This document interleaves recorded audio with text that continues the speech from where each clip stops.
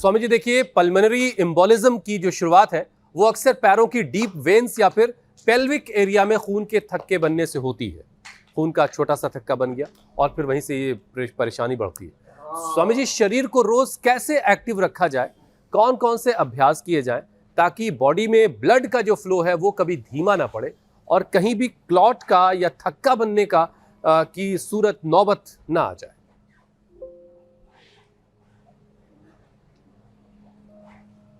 तो देखो, ये जो खून के थक्के बनने वाली चीजें हैं ना, ये 3 चीजों से हो रही है। एक तो वैक्सीनेशन के बाद, और इसके सूर्य नमस्कार कर सके तो बहुत अच्छी बात है, नहीं तो कम से कम जॉगिंग के 2 पोज और एक भुजंगासन, एक ये और दूसरा ये, ऐसे ऐसे ऐसे, और फिर एक ये तो रोज की दिनचर्या में भुजंगासन जो कर सके, फिर उनको तो हम भुजंगासन के साथ साधारण दंड, मिश्र दंड, हनुमान दंड, पार्श्व दंड, चक्र दंड भी करा देते हैं, लेकिन इतना तो जरूर करें लंबे लंबे श्वासों के साथ। तो थक्के जलने का एक कारण सिंथेटिक दवा, वैक्सीनेशन। दूसरा कारण जो ये सैचुरेटेड फैट खाते हैं। हाँ, अब तो बैठी बैठी कपाल भाती अनुलोम विलोम ही कर लो, इससे भी कोई खून का थक्का नहीं जमेगा। हार्ट, ब्रेन, नर्वस सिस्टम एकदम परफेक्ट रहेगा अनुलोम विलोम से, उसी से जीवन मिला। इसको तो सुनीता बोल। और अरे हमारी बेटी जानवी ने तो कमाल कर दिया, 50 इंसुलिन उसको रिवर्स कर दिया पूरा, और अब अच्छी हो गई बेटी। नहीं तो वजन घट रहा था, एनर्जी घट रही थी, पूरे शरीर की ऊर्जा का अधपतन हो रहा था।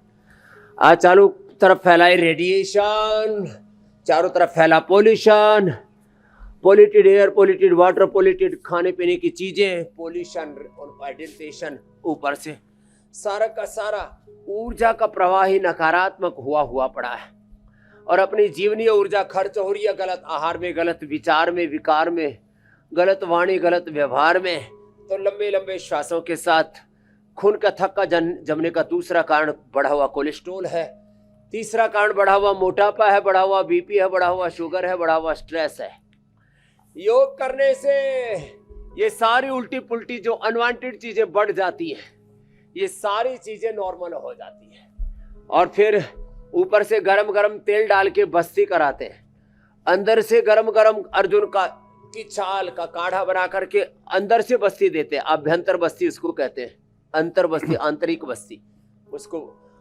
अच्छा स्वामी जी, जैसे मेडिकेटेड एनिमा, भुजंगासन, जैसे मैं स्वामी जी पिक्चराइज कर रहा हूँ, वैसे हमारे दर्शक भी आपके साथ योग करते करते ये सोच रहे होंगे कि ये थक्का कैसे बनता होगा, और किसी मोटी वेन से वो फ्लो के साथ, ब्लड के साथ, फ्लो के साथ वो शरीर के ऊपर के हिस्से में कहीं आ जाए और किसी पतली वेन में आकर के ब्लॉक हो जाए, फंस जाए, तो ये तो जैसे किसी पाइप की फिटिंग में कहीं कोई ब्लॉकेज आ जाता है तो क्या होता है, उसी से इसका अंदाजा लोग लगा सकते हैं। तो बड़ा खतरनाक मामला है, इससे बचने की जरूरत है, और क्या करना है वो आज स्वामी जी आपको पूरे कार्यक्रम के दौरान बताएंगे। अब देखिए, लंबे वक्त तक अगर आपका बैठने का काम है, आपकी डेस्क जॉब है कि या फिर आप लंबी फ्लाइट्स में अक्सर सफर करते हैं, महीने में कई सफर आपके हो जाते हैं, पैरों का मूवमेंट कम हो रहा है, अब इसकी वजह से आपकी नसों में ब्लड का फ्लो धीमा पड़ जाएगा। ऐसे में पिंडली में, जांग और एड़ी पंजों की नसों को एक्टिव रखने के लिए आपको योगासन की अलग अलग अभ्यास की मदद लेनी पड़ेगी। अब स्वामी जी, कौन कौन से ऐसे अभ्यास हैं जो इन सारे पार्ट्स को एक्टिव रखेंगे?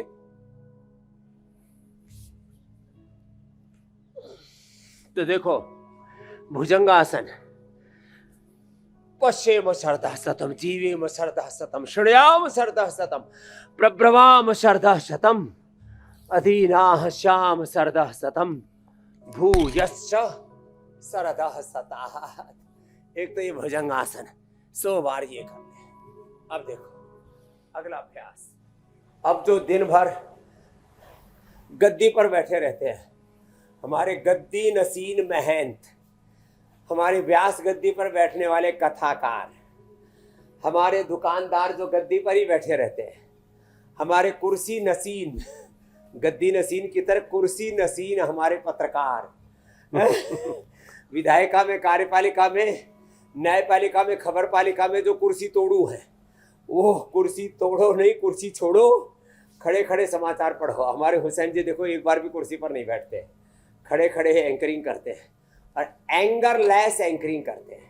तो जो लोगों को बैठ के काम करना पड़ता है, अब कभी कभी बैठना भी पड़ता है, तो फिर वो बैठे बैठे पैरों को ऐसे चलाते रहे, देखो ऐसे, ये फिर अर्जुन की छाल दालचीनी पीते रहे, हमारे सामने रखी है।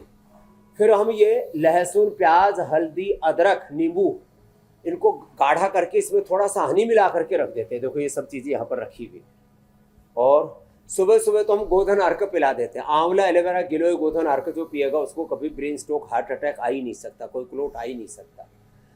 तो चाहे ब्रेन में चाहे हार्ट में कोई क्लोट हो, कैल्सिफिकेशन हो, वो भी गोधन अर्क से और प्राणायाम से, अर्जुन की छाल दालचीनी पीने से, और कोई भी अनवांटेड चीज़, किसी को कोलेस्ट्रॉल बढ़ जाता है, किसी को प्लेटलेट बढ़ जाता है, किसी का कॉपर बढ़ जाता है, कोई भी अनवांटेड चीज़ बढ़ जाती है। एक खास बात हुसैन भाई, जी जी, कोई भी अनवांटेड चीज़, किसी को कॉपर बढ़ गया, विल्सन डिजीज होगी, किसी को आयरन बहुत ज़्यादा शरीर में बढ़ जाता है, किसी को कोलेस्ट्रॉल, ट्राइग्लिसराइड के अलावा प्लेटलेट बहुत ज़्यादा बढ़ जाते हैं। कोरोना के बाद तो कुछ ज़्यादा ही हुआ, 15-15, 20-20 लाख हो गए।